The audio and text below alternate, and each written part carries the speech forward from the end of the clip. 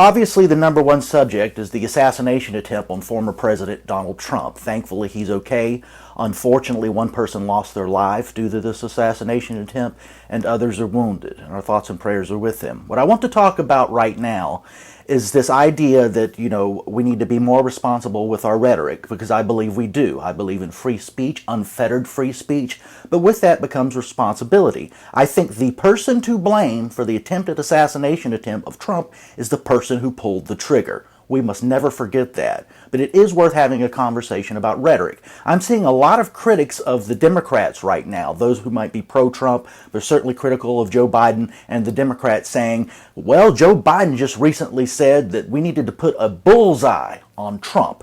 Here's former U.S. Army Special Forces Jim Hansen on Fox News pretty much saying something like that. The real problem is the atmosphere of fear that's been created by senior Democrats using eliminationist rhetoric. Nancy Pelosi saying he cannot be president, he must be stopped.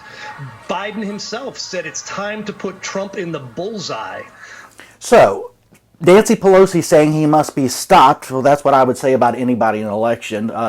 Saying we're going to put Trump in the bullseye, I'm sorry, that's common political rhetoric. They did this to Sarah Palin back in 2011 when a lone crazed gunman shot Representative Gabrielle Giffords. They said that Sarah Palin was responsible because she had imagery, her or her pack or whatever, that were targeting, literal targets over different districts that they wanted to go after.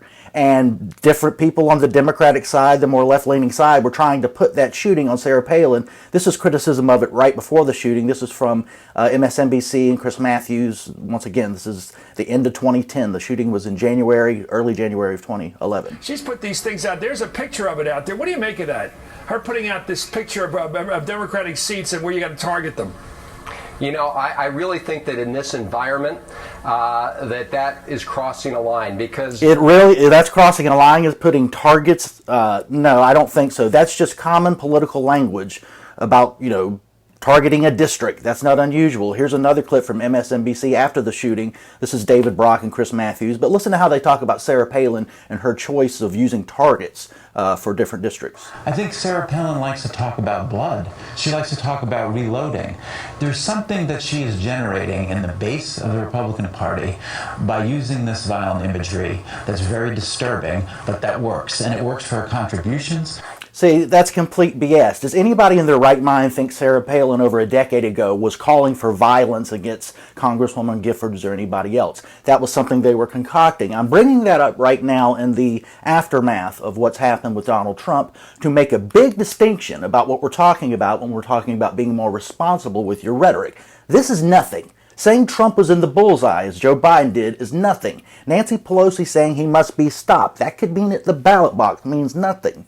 What means something is when you say, where's my clip here, that Donald Trump is Hitler. Let's deal with Hitler, okay? I don't think it's hyperbolic to say that. I mean, that is Mussolini, Hitler-like language. Trump's affinity for Hitler was always covered under an umbrella of his stupidity. Echoing Hitler's words.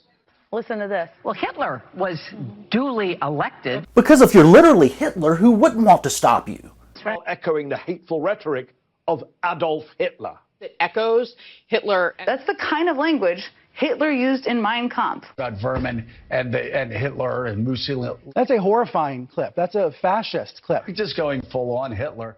And thanks to whoever put together those clips, but time and time and time again, we have heard from mainstream sources, you just watched it, who are saying that Donald Trump is Mussolini or a fascist, is going to put people in camps, and all the sort of authoritarian language that simply isn't true. This man's already been president. None of that happened. It is totally irresponsible to talk like that. And we don't know all the aspects and details of what's happening. This is very new, but it is totally irresponsible for mainstream sources, for mainstream politicians to over and over and over call Donald Trump Hitler and then act like, oh, well, our thoughts and prayers and I hope he's okay. You hope Hitler's okay?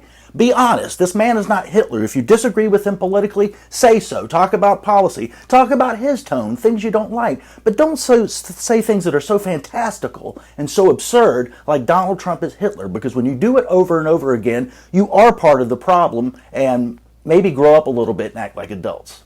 Trump is Hitler. Trump is imitating Hitler. Trump is quoting Hitler. Trump is role-playing Hitler.